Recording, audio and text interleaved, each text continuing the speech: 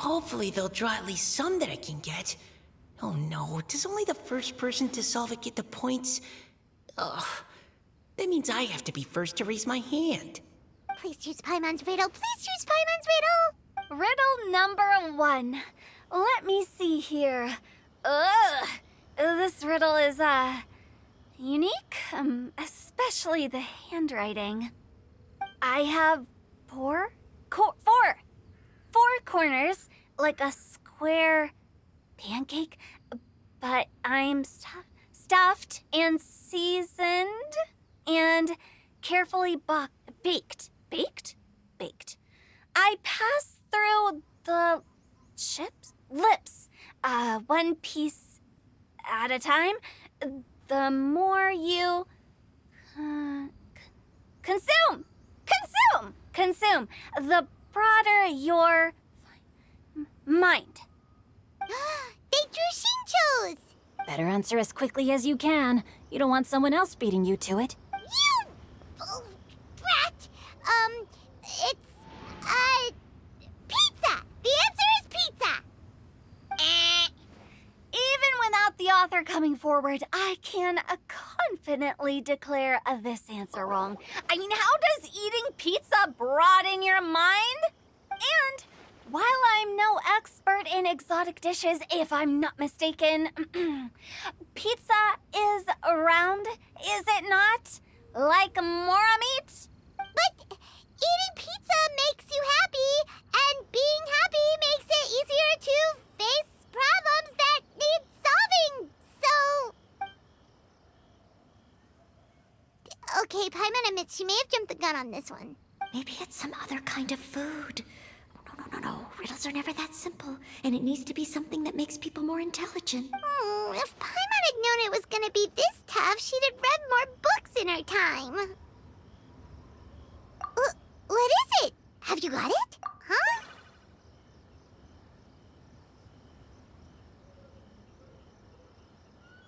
Oh, gotcha! Bucks! The answer is bucks! That was quicker than I expected. I was quite proud of that one. Oh, it appears the riddle writer has announced the answer. Okay, 1 point to Paimon. Huh? So the answer was bugs? Oh, how did I not get that? Come on, Mika. Concentrate. We're awesome at this! Oh, what Paimon meant to say was that you're awesome at this. Thanks for the point, Traveler. On to riddle number 2. I gotta get in there first this time. High above the wispy clouds, amidst the gloomy snow-filled shroud, standing alone on an icy stage, beneath it every lowly sage. Looks like a poem from Liyue. Oh, it's... I got it! Looks like those two have some ideas. Could it be some kind of plant that lives in cold, high places? Mika, please go ahead. As a full Knight of Favonius, you represent all of us from Mondstadt here. No, how could I? It was you who thought of it first. You should be the one to guess. My answer isn't necessarily correct. Besides, it's first come, first served, and you beat me to it. No, I didn't. You were just before me. How gracious and considerate our fellow competitors are towards each other. A wonderful sight to see. How about both of you say your answer at the same time? If you're both right, you'll each get a point. Oops, I didn't realize we'd made such a scene. Oh, crud. I guess we dragged that out a bit. So, Noelle, what do you say? Yes, let's. Our answer is... Cecilia! Oh, that certainly sounds like a good candidate for the correct answer. A flower that blooms on the highest peaks and known for its exquisite beauty. The Cecilia is held by many Mondstadters to be the true windbloom. Although, since the writer hasn't yet come forward to announce the answer, this probably wasn't the answer they were looking for. Sorry. Any other answers? I can't believe I was wrong. Maybe it's a plant from Liyue. Is the answer Qingxin? The poem does evoke a strong sense of quiet, proud solitude in a high place. Correct. I wrote this one. Qingxin is the right answer. No! Shinjo got it before Paimon Paimon could. However, after listening to the host's description, I do remember reading about Cecilia flowers in a book once. They definitely fit the description of a pure flower standing proudly and alone on high. So, I'd like to approve the answer from our two friends from Mondstadt as well. Really? Oh, thank you so much. Well, since even the Riddler themselves agrees, all 3 contestants earn a point each. Darn it, Shinjo's caught up to Paimon already. Yeah, you're probably right. Moving now to our third riddle. Huh? Why is the handwriting so floaty? What's got no wings but flies in the air, never gets tired of floating up there. So full of mora it comes out the nose, but in the sea, glug, glug, glug, down it goes. That's Paimon's. They picked Paimon's riddle. Yay! What is it? Why isn't anyone guessing? Is Paimon's riddle too hard? That's not quite it. More like, it's so ludicrously simple that we just cannot believe it. What? No way! Well, go on then. Tell us the answer if you're so sure. The answer is Paimon. What? It's Paimon. I was actually gonna say Paimon too. Me too. No! You're all completely wrong! How the heck did you all think the answer was Paimon? Paimon, do you have wings behind your back? No. You're always floating, but you never seem to get tired of it. And Paimon has a very healthy appetite, which must cost the traveler a lot of mora and meal expenses. I've heard from the senior knights that the traveler rescued Paimon by fishing her out of the sea. So, that means Paimon can't swim. So if she fell in the sea, then... Glug, glug, glug. Wait. Now Paimon's doubting herself. What was the answer again? No! You're all wrong. The answer to Paimon's riddle is obviously the Jade Chamber! You know, the Jade Chamber that's always flying up there in the sky? Is that so? I still maintain that the riddle actually describes Paimon more accurately. In fact, if we just added 2 more lines to the poem, it would be the perfect riddle. Huh?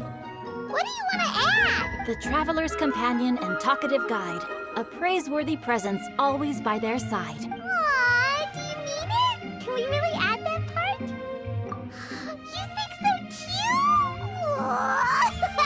Okay, then Paimon would like to announce that the correct answer to the riddle is the widely adored Paimon! Great!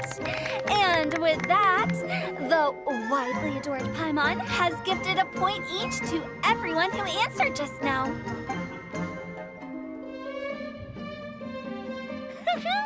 Guessing riddles is a lot of fun.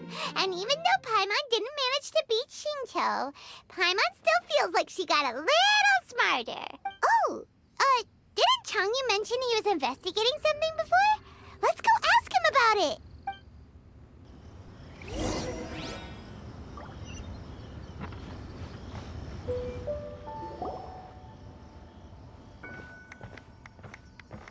Hey, you two! Oh? Hi, Paimon. You know, for a moment there, I was worried I might lose to you. Oh, are you collecting your prize right now? I am indeed. Though, if you really want it, I'd be more than happy to give it to you. Seriously? Wow, what is it?